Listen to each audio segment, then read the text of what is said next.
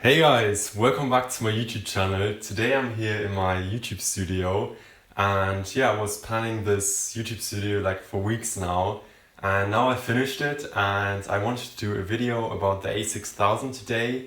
It's been my camera now for over 1 year now and I really like this camera, and a lot of comments in the last few weeks were about the a6000, what camera lens I use, why do I still use the a6000 in 2020, and in general what I think about the camera, if it's still worth for a beginner photographer.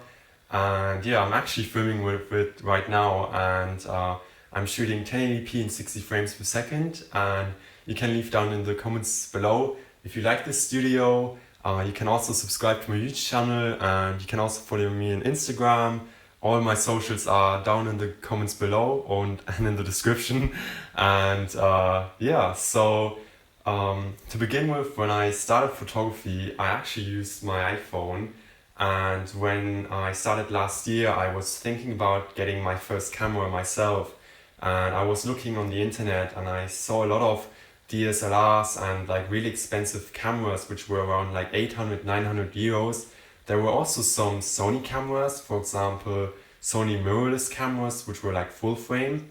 And when I looked into my pocket, I saw not really a lot of money, because I was like saving up for a lot of other things. And life, you have to pay your rent, you have to first of all earn 900 euros to like get a camera, and you have all over other stuff to like worry about. So at that time I didn't had a lot of budget. So when I looked in stores, I saw the a6000 and I was like, oh, this is actually really a good camera. It's just like 400 euros with a kit lens, and it's a good choice. And I thought about getting it because it is a good camera, because it's first of all a mirrorless camera and it has a 24.3 megapixel sensor. And when you look on the market, a lot of other cameras have like even less and you pay even more. And when you're a beginner out there, I recommend that you go for a mirrorless camera, because when you go for a DSLR, a lot of DSLRs will be outdated in the future, because mirrorless cameras are more electronic. For example, you have an electronic viewfinder, and with the a6000, the good thing about the camera is it has like 179 autofocus points, and it's also a camera which belongs to the E-mount system. For example, I can show you. So this is a full frame Sony lens, and it has a bit of dust on it. I've been using this lens now for like 2 months, and the special thing about this lens is that it is a full frame lens, and you can use it on your Sony a6000. And for example, when you upgrade in a couple of weeks or months or years, you can still use that lens on your full frame camera. So currently I'm using the 30mm 1.4 from Sigma for my Sony a6000 for recording, and it's a good camera because you can use so many different lenses. And the Sony system is a pretty good choice because it's also not really expensive. Of course, you can go like for a G Master lens where you pay like 2,000 euros, but you can also go, for example, with a Sigma lens, which you can get around for 300 euros, or with a manual lens. But I personally don't really recommend manual lenses, because they show you how to use your camera, but when you do like photo shoots, and my channel is a lot about photography, photo shoots, and you want to have your pictures in focus, and that's why I recommend using, for example, a lens with a good autofocus, because they are always really reliable. And for example, with the a6000, you have 179 autofocus points, and that is really good for a camera which is just around 400 euros. So that's why I recommend going for the a6000. I will also do a video about my camera settings soon, because I got also a lot of comments about my camera settings. So be humble. So with the a6000, it has 179 autofocus points, and they are really good also for video, for example.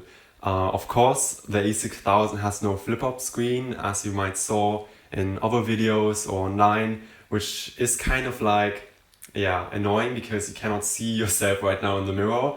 But you can also always adjust. For example, you can look at the camera to the screen, go back if you're in place. So the a6000 is still pretty decent because you can go around your problem. And a lot of people say the battery life isn't as good with the a6000, but I think I use 3 batteries on one photo shoot. When I'm photo shooting, I use 1 or 2, and honestly, you just have to switch your battery and then you're back to shooting. So I think the battery life on the a6000 is actually pretty good. So when I do photos and when I shoot RAW and JPEG, I can at least shoot with 1 battery 1800 pictures, and I'm totally okay with that. And if my battery is down, I just change it. So, and especially with Sony lenses, I really like that they are so like tiny and you can just switch them and put them back in and there's no real problem. So that's another thing I really like. And overall, what I also like about this camera is that it's a very compact camera. So when you do, for example, photo shoots, I personally like to shoot only with one hand, because in the other hand I have like my gimbal, so I can like shoot behind the scenes, and the camera is really light and you can also like just hold it with one hand, or overall it's not so heavy in your bag, because I traveling a lot, and if I have really heavy gear with me, like a very heavy DSLR, it really can bother my like my back, because if you have also like accessories with you, your tripod, food, water, your music box, it can be very heavy. And I like the fact that the lenses and the camera is really light. But there are also some things I don't like about the camera, which are, for example, that there's no audio jack, because now I have to record with my hand, for example with my iPhone. But I'm still like trying to solve the problem. I want to get like a lavalier microphone. That's one thing I really dislike, that there's no audio jack.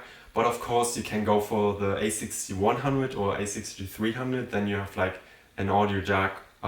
That's one thing which can be better with the a6000. I sometimes also wish it had 4K, but it's not a big deal for me, because I always shoot 1080p, because my computer can process 1080p much better.